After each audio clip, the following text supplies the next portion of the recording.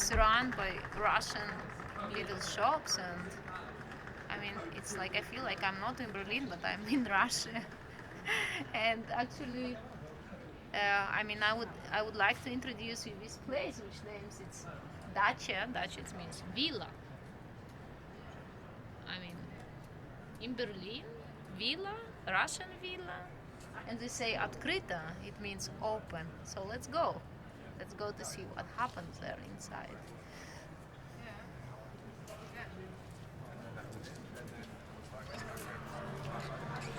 Let's go to Russia in Berlin.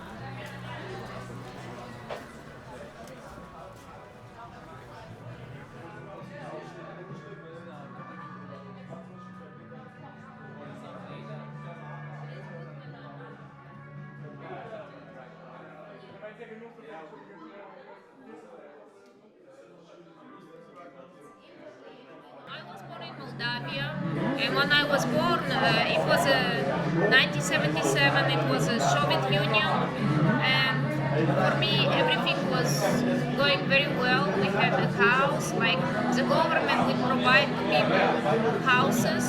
We had no toilet inside. We had a common toilet outside. It was very interesting because every week the car would come and will take the toilet outside. They will pick up this dirt. We used to go to the toilet, and then the special car would come and will take this shit. And then sometimes as a child I would go to this toilet and I felt disgusted. I was not able to understand why you have to share this toilet with other neighbors. And Moldavia still was developing, and before we had like little houses and beautiful neighborhoods. We would share like our experience with neighbors together because they were not still big buildings, communistic. So then the government decided to take these little houses away, and they gave us, instead of big house, they gave us concrete, like I call these like big communistic buildings, but with like stitches. You know how they call this thing with the stick when you how they call box stitches. yeah, So I call this like I felt like from the big house with garden we had to move to this small apartment. yeah, more like I felt isolated. like in a prison. Like in a prison, I felt very isolated because I had this freedom, and then the development was not development for me; it was underdevelopment. It was the process which hurts me as a child. We lost this big house. They made this proposal to people, to our neighbors, and to us. Just they wanted to be because it was in the middle of capital. There were these little houses. They wanted to build these big communistic houses. It was more economical for them. It was a development, and then it's more economical for the government to build big buildings, communistic, with many apartments, and to have one apartment, in the middle of the capital. I never had posters on the wall. I remember we have a radio, and I remember every morning, 7 o'clock, 6 o'clock, we used to listen to the Soviet anthem, and I still remember Вставай, славная, огромная, вставай на смертный бой с фашистской силой темною.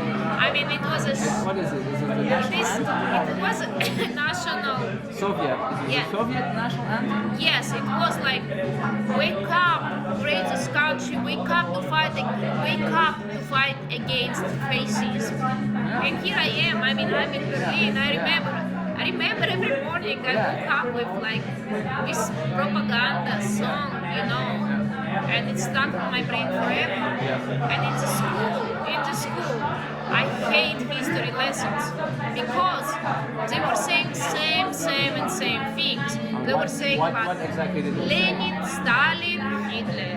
we had no, they haven't expanded our horizons geographically. I mean, I remember in the house in my neighborhood I grew up, I was playing with, I mean, my only games I had, it was nature. I was climbing on the trees, and then one day, I realized this after many years why I did this. I found on the ground, I found like yellow ants and black ants, and I started killing yellow ants because I thought they are fascist. I thought they are fascist. I thought they are bad because of the propaganda in the school. The tragedy started when they lost everything. When did it begin to crumble down? It started from the times that the Soviet Union started to be divided, like 1992. I don't remember 92. 1991. So 91. Moldova got independent on the 27th of August 1991. 91. Yeah. Yes, and for me, I was a child. You know, I was a child, and for me, it was very difficult. I mean, can you remember how old you were? 15. 14. I really don't remember, but it was a beautiful age for me, and I was not able to understand why people. My auntie, she used to work in a factory for 35 years, and when the Soviet Union reunited, broke up, then my auntie lost her job like this. She lost her job. 35 years dedicated one job, and then just like this, she lost her job. And it was not only her. There were a million of people who just lost their jobs, and people had no money. They had, I mean, the chaos. I remember Gorbachev. I mean, I remember all this chaos. I remember What kind of chaos? You mean political chaos. People start losing their jobs. Factory start closing. There were no. people were not able to feed their children? No, they were hunger. They were panic. They were chaos. We couldn't travel. We were not. I mean, this transformation from the communism to capitalism came so fast. It was like it wasn't difficult to adapt to. It was difficult to adapt because it was a very fast progress. So it was not a healthy progress. It was like very fast progress, which people were not ready for it. People were not ready to lose their jobs, to lose everything. I mean, then Russian army came in Moldavia, and then many of Moldavian young people, their bodies start disappearing. I mean, the Russian army started killing Moldavian young people, soldiers. My mother sold everything. My mother sold everything for very cheap, for a small amount. She sold our apartment for a very small amount. Why did she do that? Because she wanted. The reason she did this, first of all, she didn't want for any country as a mother, her son, her child to die. I didn't hear this, the father figure. So why? Father figure, it's a completely different story. I mean, it's nothing associated with Soviet Union. It's No, it's because I wanted to know personally. it's a personal thing about my father, which I really sometimes don't know if he's my father or not. Sometimes I think my mother imagined things, I don't know. But when I was 15 years old and when we left Moldavia and we went to Bulgaria, one day she told me, Regina, the father that you think that it's your father, it's not your father. Your father, it's a Russian Jewish. And I was like, Russian Jewish. A Russian Jew. Yeah, and I was like, I was not able to understand because even though my mother grew me by herself, I mean, So, yes. So one day my grandfather said something to my mother. He said, Evgenia, it's my mother's name. We had relatives in Bulgaria, and when the Soviet Union was started to be divided, and when my mother realized that her son will die maybe one day, then we sold everything, and we left to Bulgaria. And this is, but the problem for me was, as a child, I was 15 years old, and from having a house. Yeah, and friends? And You had to leave? no, I mean we went to Bulgaria because we had relatives. Yes. And then you had to. Yeah, you were 15 years old. First, all of us we left Bulgaria. We left to Bulgaria, from Moldavia to Bulgaria, and then the only amount my mother got, it was from the house that she sold for $13,000. Okay. She sold for a very small amount the house in order to save the life of her child, of my brother. She didn't want the child to be killed from Russian army. Okay. So Why here should the Russian army kill because the your Russian army wanted to dominate Moldavia. So we went to Bulgaria, and with $13,000 we found a very small apartment, very small. We left 3 of us in a very small room, and I remember next rooms, like when we were open, like we tried to. I mean, there were other rooms in this room, in this house, and there were cockroaches and they're full of dirt. But it was the only one we could rent, you know. And then I was looking for a job. I had 15 years old. I had to find a job to help my family and my brother too. And then I found a job, and I was selling in the cold, minus 15, minus 10. I was selling like bags, socks, umbrellas. I was a good seller. But Could you survive? Your mother worked?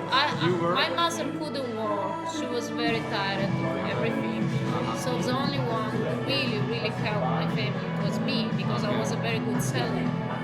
So you were like taking care of your family? I was taking care of my family and my brothers too. We were taking care of our house. Yeah. Oh, and then I realized that I can survive in this environment, and I started painting. I started painting birds. It was my work. It was freedom. It was feeling of freedom. And when I was 15 years old, and when I felt this cold and this pain in my fingers because of colds, and then I started observing people, and I realized that people, when they were walking, they were not happy. They were not smiling. They were thinking about something. They were melancholic. And I started painting birds. I started painting birds.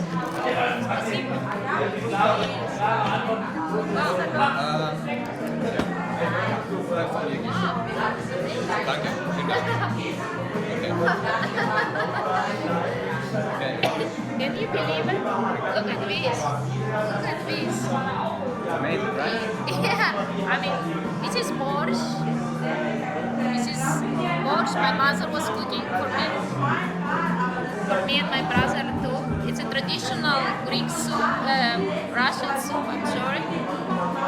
And we have smetana inside, and we cook raw. It's a very healthy and very nice soup. Okay. Do you ever intend, now you're living in Greece, do you ever intend to go back to Moldova? No. My goal was what I couldn't achieve when I was child to travel. I said to myself, the first that I was painting, the freedom that I wanted to give to myself and to the people. I will achieve this goal, and I will be a bird. And I did it. I went to Greece, I traveled to Greece. My first job was I traveled to Greece with my paintings. I don't know, I had no idea where I was going. I just Did you went to study something? Or? not like my first when I was traveling to Greece. I had a tourist visa for a few days, so I traveled not for 3 days, for more, but I traveled to Greece, and then when we passed through the borders, then I saw all of the girls start changing their style, they start changing their clothes, they start making up themselves, and they became like more modern. And I was not able to understand why they finally, that they passed the border from Bulgaria to Greece, why they change and they make up. I was not able to understand. I just had this innocent hairstyle, and I had my paintings, and I didn't change my style after we came to Greece. After I realized that these women, they knew where they were going, but I didn't know. So next to me was sitting a woman, her name was Valentina, and she was around 45 years old. I was only 19, yeah, almost 20. And when we arrived at the train, I mean, when I was looking around the bus, all these stones, my brain was still in ancient Greece, and I said, oh, finally I see ancient Greece, because I studied Greece at high school art. But my imagination was out of the reality. The reality was approaching. And then we were right in Greece, and then one man approached me and Valentina and said, would you like to become olive trees? What? Olive trees. Would you like to become olives? Olives are the traditional. To pick the olives. Yeah, it was a season. It was October. It was a season of olives. Yeah. I had no idea what was olives. I mean, in Bulgaria, in Moldavia, I had no idea. I was a child. And Valentina said me, let's go. And I said, let's go. I mean, I was following. And What? So Valentina was a friend of yours? Valentina became a friend of mine in the bus. Oh, you met her we in the were bus. we traveled together. Oh. But we had no idea where we were going. I didn't know the language. I had no idea where I'm going. Did she also came from Bulgaria or? From Moldavia. We she traveled was also from Bulgaria. Moldavia. We traveled from Bulgaria. It was the only opportunity that we can travel somewhere. It was from Moldova to Greece. We couldn't travel somewhere else. Okay. I mean, I wanted to escape from this misery. I wanted to escape from this difficult life. And then this man, he proposed us to pick up olives. And I said, okay. And we went, first job. yeah, it was my first job. He brought us into a house which didn't have bath. It was a very old house. We were going and we were picking up olives every day. I cried so much. I cried so much because I didn't know where I am, who I am, why I'm doing this. I was washing myself in the sea, small sea, because we had no bath. Yeah. And this man, he really wanted, I'm glad I was a child, because in this village I could find good people and very nice people and bad people, which like everything. I mean, Greeks are very emotional, you know, so I could find everything. I mean, I worked very hard, and I didn't like my job. I remember sometimes they were giving me food with how they call this, green, when the bread is coming, green. Mold? Yeah, with mold. Or mold bread? Yeah, and it me to accept peace. You know, because even though my mother always was giving to me nice food, you know, my mother. So then, How long did you had to go through this? Like how long? for a long time I had very, very big struggle. I mean, I will not go to intricate details, but I had a really big struggle in Greece until I found myself, and I always knew I want to study.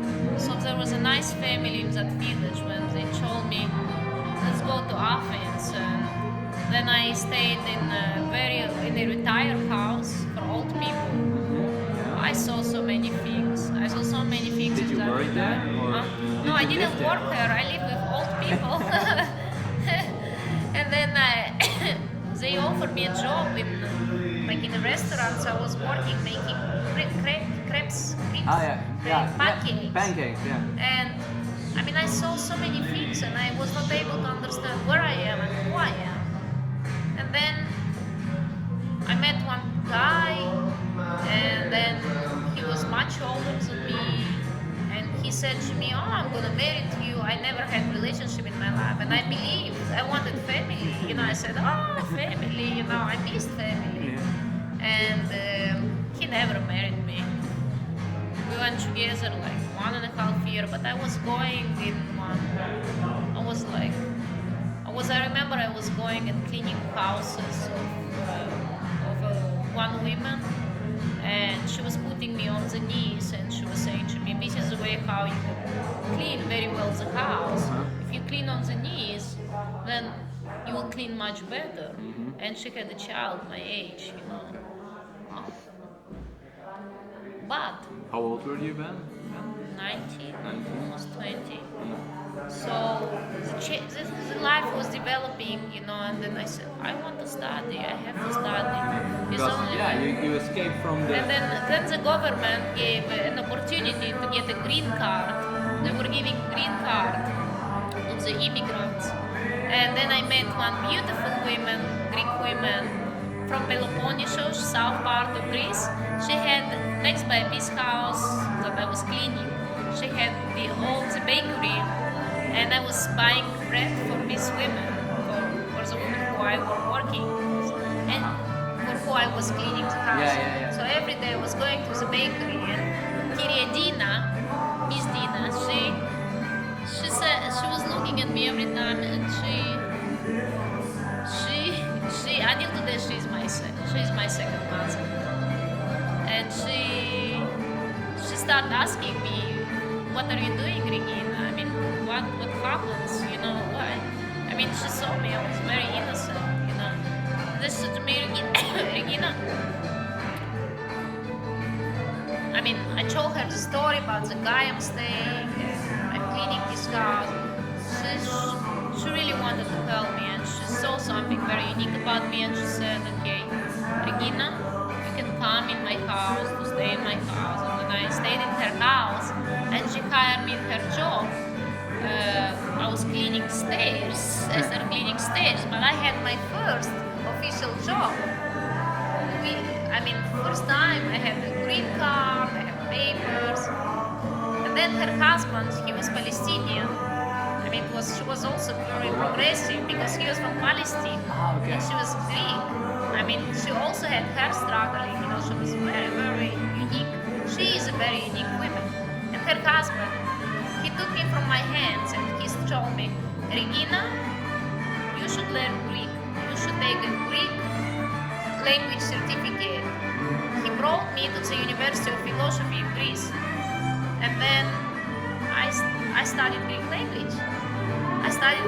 And I got the Greek certification. And then there I've heard that I can go to university from my classmates. And then I went to the university, to the Ministry of Education, and I applied all my papers in order to be accepted to university. And I cannot forget that day. When I went to the Ministry of Education, and there was a column with the results, who was accepted and who not. And then I couldn't see my name. And I started crying so much. I said, I'm not accepted and my life is horrible. I mean, and then one guy came to me and said, Regina, where are you looking? This is the wrong place you're looking. I mean, go to the foreigns. There is a special code for foreigns. I went, I see my name, and I was crying from happiness. I felt these changes finally. I did it, I could do something. I called Kyria Dina, Mrs. Dina, my friend, and I was crying. I was the most happy person in this life. I had accepted at university. You know which date it was? I remember it was 98, 99. I graduated 2004 from the university, and I studied 6 years, so 98, yeah. Yeah, that was the most beautiful ages of my life. Nothing was easy, nothing was easy. I studied, I worked, I had 1,000 of papers. Today I have a Greek nationality. And I achieved my goals. I traveled everywhere that I couldn't travel before. I traveled to Costa Rica, to South Africa, to Easter Island. I'm in Berlin now. I'm very happy. I'm very happy. And when I look at my art, I understand, and I still understand freedom. Freedom to travel, to be a bird. It's not only about physical, it's about also emotional thing. You feel free. And I always say to people and inspire people, and if you cannot travel physically, travel in your soul. Find the alternative solution to travel, to feel free. Here is your home, brain is your home. I do consider brain as my home, and here is my freedom. There is no political system, there is no isolations, there is no president, no one can control my home. Now you have reached the goal. Yeah, you're being free. What are you now pursuing? So, be an artist, or what do you want to become now? What's your next goal? Okay. I cannot tell myself that I'm an artist. I don't want to put myself in any category.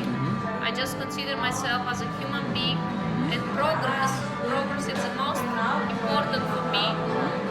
The most important in our life is development and progress.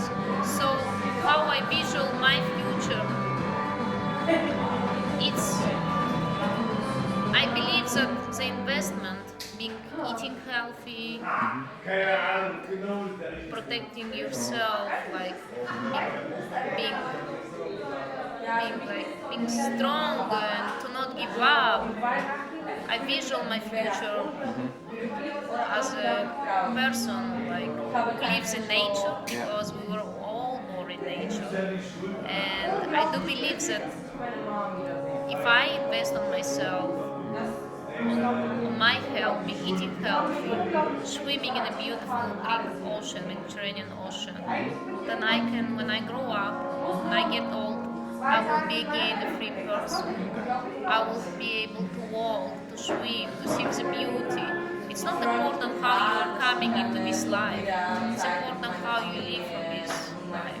And I want to live healthy, logical, and not and